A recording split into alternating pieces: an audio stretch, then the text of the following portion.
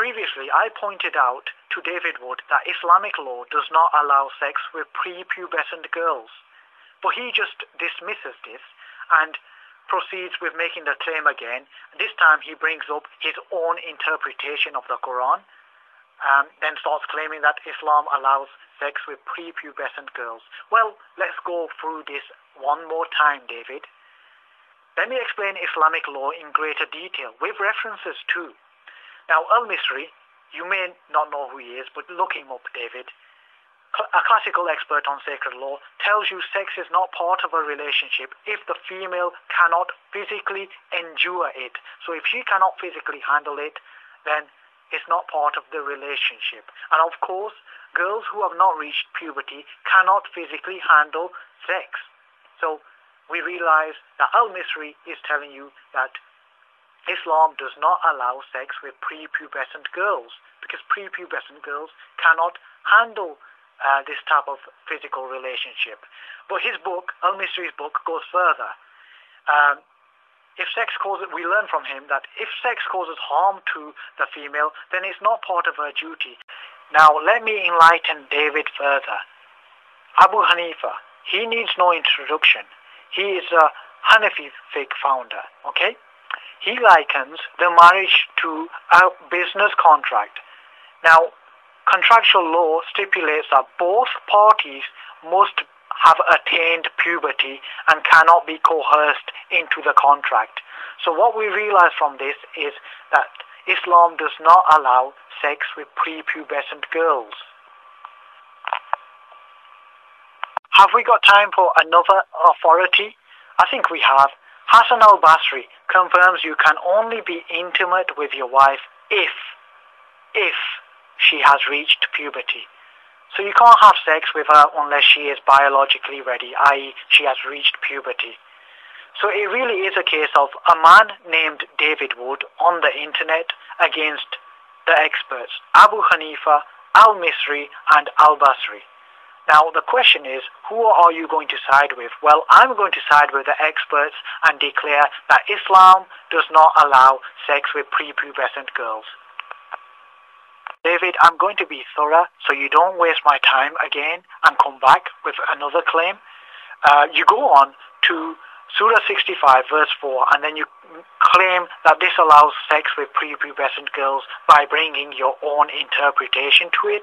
Well, the reason why I've just been through Islamic law, the reason why I went through it first with you during this presentation is because Islamic law is based on the Quran. So if the Quran is allowing sex with prepubescent girls in chapter 65 verse 4, then Islamic law would have allowed it. Abu Hanifa would have allowed it, Al-Basri would have allowed it, and Al-Misri would have allowed it. But they didn't. This shows that they do not agree with you. Then you go on to bring Ibn Kathir and two other tafsirs, and you erroneously claim that they agree with you. How in the world do they agree with you? They don't mention anything about sex. They really don't. And I'd advise you to sit down, David, because you claim that I've never read 65 verse 4. David, this is going to be very embarrassing for yourself. Your colleagues may be a little embarrassed for yourself right now, because I've sent links to your colleagues in the past to an article explaining 65 verse 4. Guess who that article is by? Yeah, it's by none other than me. So I've clearly read 65 verse 4 and I've explained it. And by the way, this was done many months ago. You should avail yourself of this. I'm surprised you did not actually read it. To bring up a tradition where Aisha is playing with dolls in the presence of the Prophet Muhammad, peace be upon him. Well, David, if you were thoroughly honest, you would realize I've already explained this to you, but you didn't share this with your audience. So let me share it with your audience so they realize the type of information that you're holding back. You do realize this was prior to her moving in with the Prophet Muhammad, peace be upon him. You do realize who Aisha's father was. You do know that it was Abu Bakr, the best friend of the Prophet Muhammad, peace be upon him, and Muhammad used to visit him regularly. You do realize this, do you? And just to confirm that she stopped playing with dolls when she moved in with the Prophet Muhammad. She wasn't playing with dolls when she was living with the Prophet Muhammad. The scholar Hamza Yusuf confirms this. Just to tackle a few miscellaneous issues now, Al-Mubarak Puri confirms that Aisha confirmed her puberty at the time when she moved in with the Prophet Muhammad for consummation. So she confirms that she had hit puberty according to Al-Mubarak Puri. David, do you want to argue with him? I don't think so.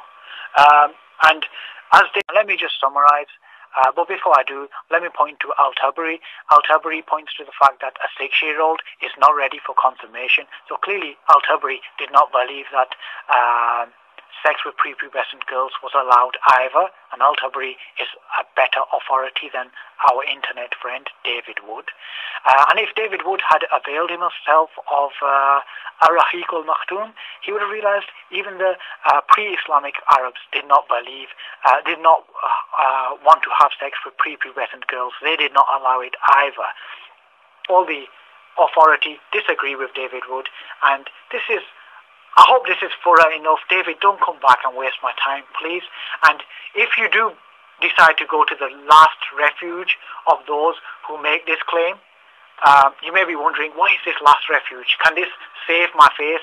Well, David, it's up to you. If you want to go to this last refuge, go to it, but you will come back thoroughly humiliated. The last refuge is going to the Christian sites and picking up forged fatwas.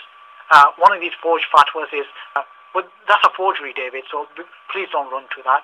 And another forgery is when these individuals bring out a Shia leader and then claim that this Shia leader allows sex with girls. He doesn't. In fact, if you read this Shia leader's work, he actually claims that you cannot even look at a prepubescent girl with lust. So don't even go there. So to summarize what David Wood brought to the table, he brought his own interpretation of the Quran. He looked at Ibn Kathir and 2 others, and then he made some sort of, I don't know how he made this connection, but he claimed that these individuals agree with him. David, none of the tafsirs mention anything about sex with prepubescent girls. None of them agree with you, David. Stop trying to manipulate things. Stop trying to distort tafsir writing. You really reminded me of one of your colleagues, Sam Shamoon. He actually distorts biblical verses, but you distort tafsir writing. Compare what David brought to the table with what I brought to the table. I brought Islamic law to the table. I brought scholarly authority to the table.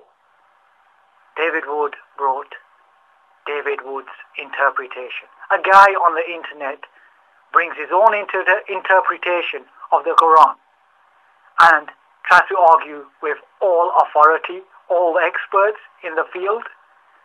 Come on. It is quite clear that Islam does not allow sex with prepubescent girls. The game is up, David. Please do not waste my time again.